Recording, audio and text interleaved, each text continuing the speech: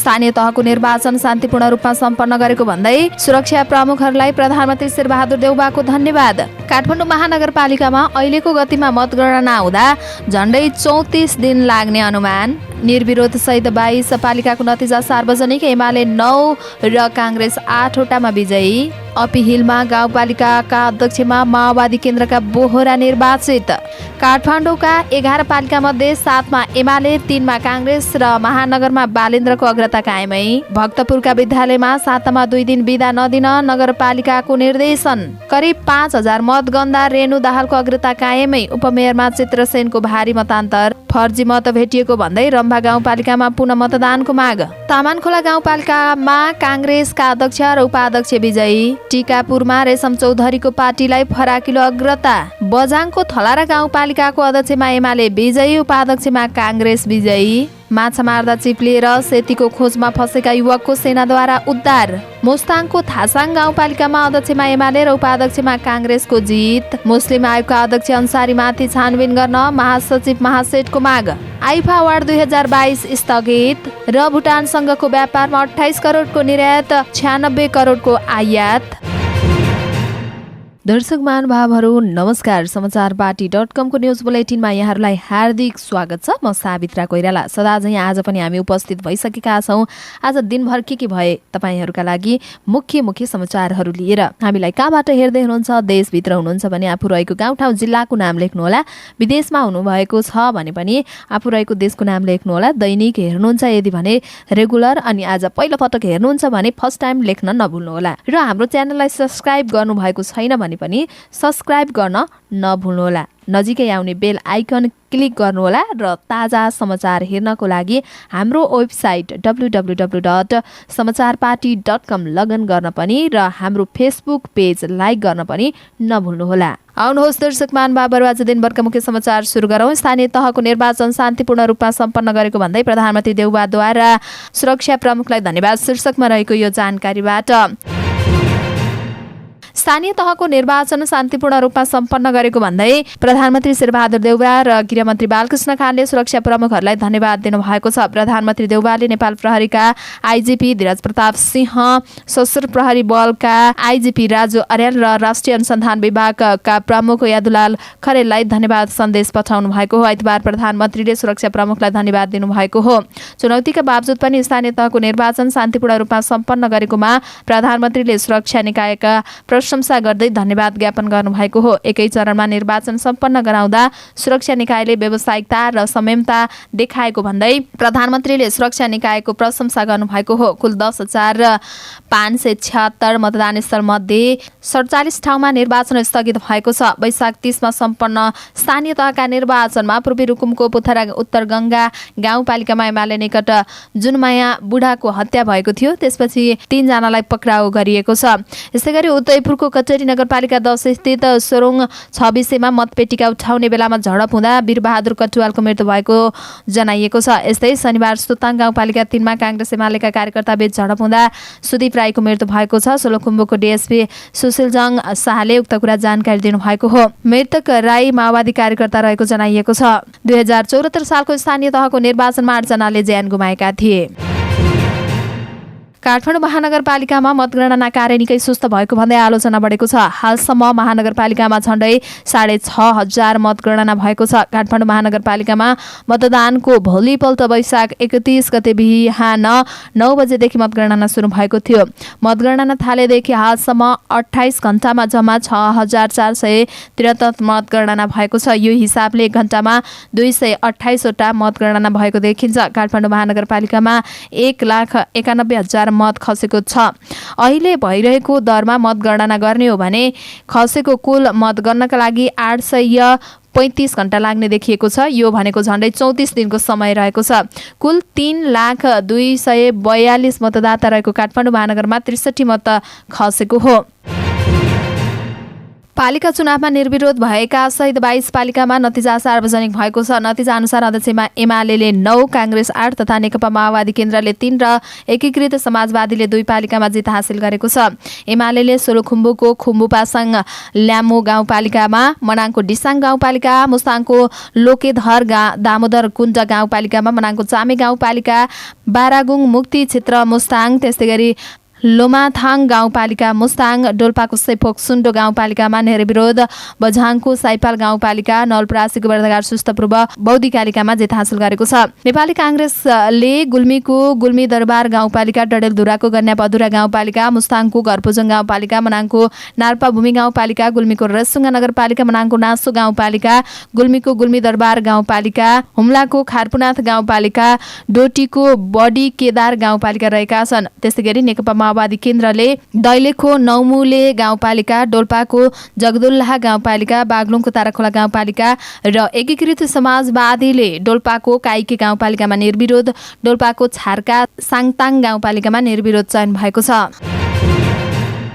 अपहिमाल गाउँपालिकाको अध्यक्षमा नेकपा माओवादी केन्द्रका नेता भरत सिंह ठेकेरे बोहरा निर्वाचित हुनुभएको छ। आइतबार सम्पन्न मतगणनामा बोहराले 2304 मत ल्याएका थिए भने उनका निकटतम प्रतिद्वन्दी नेकपा एमालेका धर्मानन्द मान्याले 1385 मत प्राप्त गरेका थिए। यस्तै उपाध्यक्षमा काङ्ग्रेसका देविका बोहरा निर्वाचित हुनुभएको छ। उहाँले 2027 मत प्राप्त गर्नुभएको छ भने निकटतम प्रतिद्वन्दी नेकपा एमालेकी उर्मिला बोहराले 1313 मत प्राप्त गर्नु भएको छ। यसअघि 74 सालमा अपी हिमालको अध्यक्ष र उपाध्यक्षमा नेकपा एमालेका उम्मेद्वार निर्वाचित भएका थिए। यसपटक गाउँपालिकाको अध्यक्ष, उपाध्यक्ष र वडाध्यक्षमा सत्तारूढ दलले तालमेल गरेका थिए। अपी हिमाल गाउँपालिकाको वडा नम्बर 3 मा एमालेका दलित महिला सदस्य निर्विरोध चयन भएका छन् भने अरू पदमा सत्तारूढ गठबन्धनका उम्मेद्वार निर्विरोध भएका छन्। काठमाडौँका 11 मध्ये 7 स्थानीय तहमा नेकपा एमालेको अग्रता रहेको छ। 2074 को चुनावमा एमाले जितेको काठमाडौँ महानगरपालिकामा भने स्वतन्त्र उम्मेद्वार बालेन्द्र शाह अगाडि रहेका छन्। 2601 मतसहित अग्रता लिएका बालेन्द्रलाई एमालेका केशव स्थापितले पछ्याइरहेका छन्। 74 मा एमालेका विद्यासुन्दर साकेले 64,913 मत ल्याएर विजयी भएका थिए। बाँकी 10 मध्ये एमाले कागेश्वरी, मनोहरा, गकेडेश्वर, चन्द्रगिरी, टोखा, तारकेश्वर, बुढा नीलकण्ठे र शङ्कापुर नगरपालिकामा एमालेको अग्रता छ। शङ्कापुरमा एमालेका कृष्णलाल बजगाईले माओवादी केन्द्रका लक्ष्मी प्रसाद श्रेष्ठलाई जित्नु भएको छ। शनिबार र आइतबार 2 दिन सार्वजनिक बिदा दिने निर्णय लागू नगर्न भक्तपुर नगरपालिका मातहतका विद्यालयलाई निर्देशन दिएको छ। नगरपालिकाले आइतबार सूचना जारी गर्दै अर्को सूचना नआएसम्मका लागि आइतबार विद्यालय बन्द नगर्न भनेको हो। सरकारले जेठ 1 गतेबाट लागू हुने गरी हप्तामा 2 दिन प्रत्येक शनिबार र आइतबार बिदा दिने निर्णय भए पनि भक्तपुर नगरपालिकाबाट अर्को सूचना जारी नभएसम्मका लागि साबिकको बमोजिम नै विद्यालय सञ्चालन गर्न गराउन अनुरोध गरेको जनाइएको छ। भक्तपुर नगरपालिकाको सूचनामा भनिएको छ। शिक्षा शाखाका प्रमुख कृष्ण प्रसाद कर्मचारीले अहिले भर्ना कार्यक्रम जारी रहेको र नगरपालिकामा जनप्रतिनिधि नभएकाले बिदा दिने निर्णय नगरिएको बताउनुभयो। उहाँले भन्नुभयो, अहिले इलेक्सन बढिरहेको छ र बिदा लागू नगराउने हामी निर्णयमा पुगेका छौँ। अब इलेक्टेड जनप्रतिनिधि आउने बित्तिकै निर्णय हुन्छ, उहाँको भनाइ छ।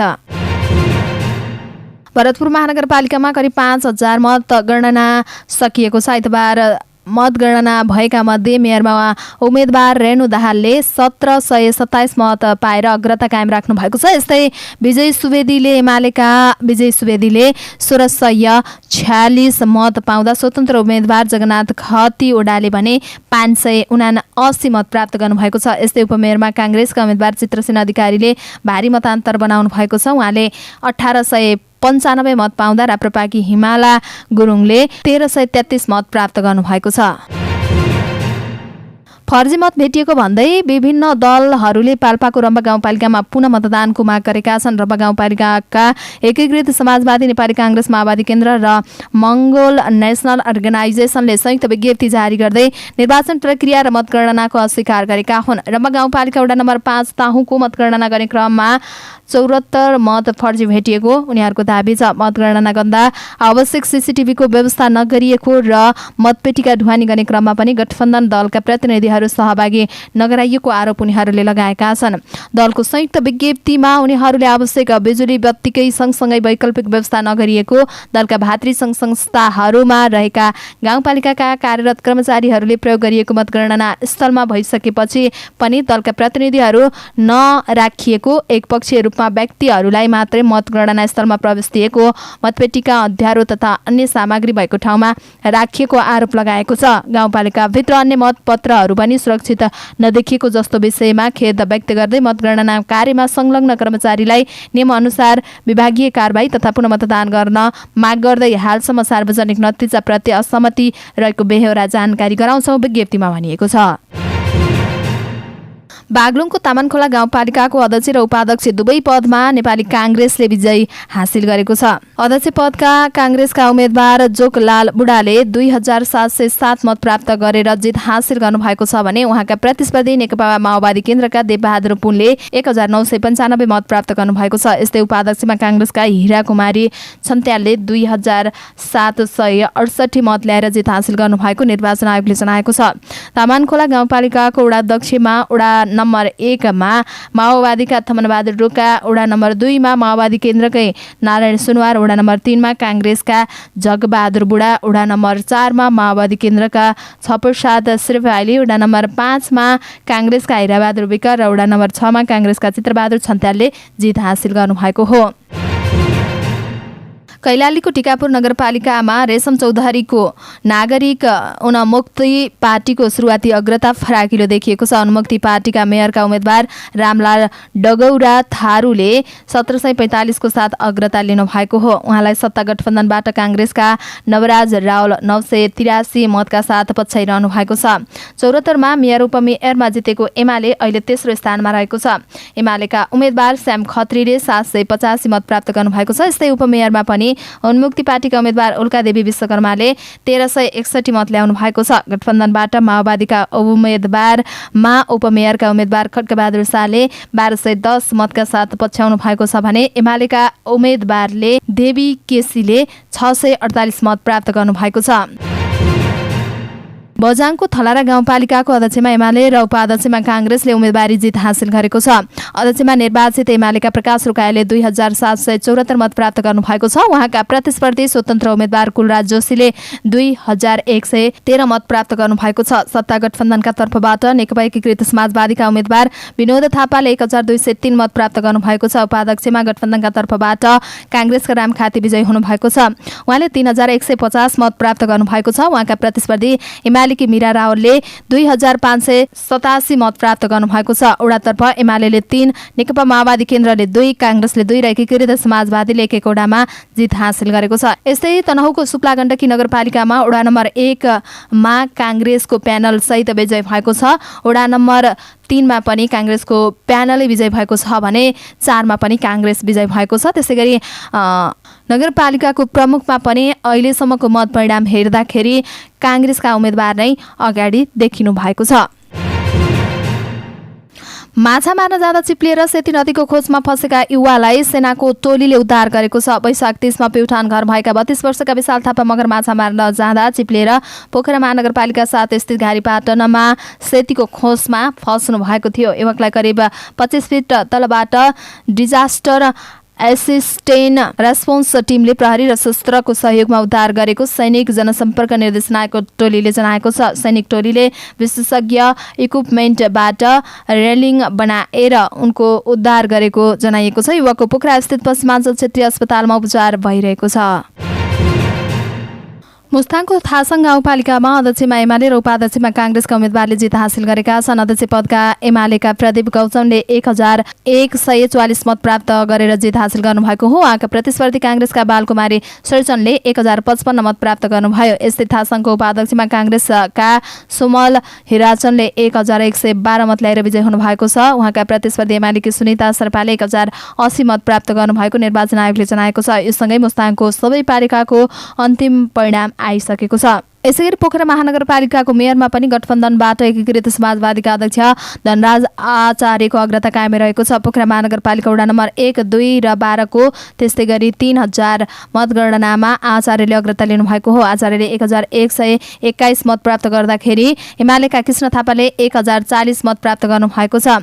थापा आचार्य भन्दा 81 मतले पछि हुनुहुन्छ। राप्रपाका शंकर खरालले 174, स्वतन्त्र उम्मेद्वार गणेश पौडेलले 65 मत प्राप्त गर्नुभएको छ। नेकपा एमालेका केन्द्रीय सचिव रघुवीर महासेठले मुस्लिम आयोगका अध्यक्षमा समीम मिया अन्सारीलाई कारबाहीको माग गर्नुभएको छ। आइतबार जनकपुर धाममा पत्रकार सम्मेलनको आयोजना गर्दै पूर्व मन्त्री समेत रहनुभएका सचिव महासेठले संवैधानिक निकायका जिम्मेवार व्यक्ति भएर पनि निर्वाचनका क्रममा मौन अवधिको समयमा एमालेका उम्मेद्वार विरुद्ध षड्यन्त्र गर्न खोजेको भन्दै उहाँले संसदीय समितिसँग छानबिन गर्न माग गर्नुभएको हो। वैशाख 29 गतेका दिन आफू जनकपुरमा नरहेको समयमा मिडिया मार्फत अन्सारीको बारेमा समाचार सुनेको र उहाँले काठमाडौँमा पत्रकार सम्मेलन गरी आफू पूर्व मन्त्री जुली महतोमाथि लगाएको आरोपप्रति आपत्ति भएको जनाउनु भएको छ। उहाँले धनुषाका प्रहरी अधिकारीहरूको भूमिका पनि शंकास्पद रहेको भन्दै सोको समेत छानबिन गर्न आग्रह गर्नुभएको छ। संवैधानिक निकायको जस्तो जिम्मेवार पदमा बसेर अन्सारीले राजनीतिक खेल खेल्नु पदीय मर्यादा विपरीत भएको उहाँको भनाइ छ। बलिउडको प्रतिष्ठित अवार्ड आइफा अवार्ड 2022 स्थगित भएको छ। युएईको अबु धाबीमा 2022 मे 21 मा हुने भनिएको अवार्ड संयुक्त अरब इमिरेट युएईका राष्ट्रपति शेख खलिफा बिन जायद अल नाहानको निधनका कारण स्थगित भएको हो। राष्ट्रपति शेखको निधनका कारण युएईमा 40 दिने शोकको घोषणा भएको छ। अब अवार्ड 14 देखि 16 जुलाईमा आयोजना हुने आयोजकले जनाएको छ। राष्ट्रपति शेखको शुक्रबार निधन भएको हो। राष्ट्रपति शेखको निधनमा 40 दिन राष्ट्रिय विदा अलावा आधा झण्डा झुकाइनेछ।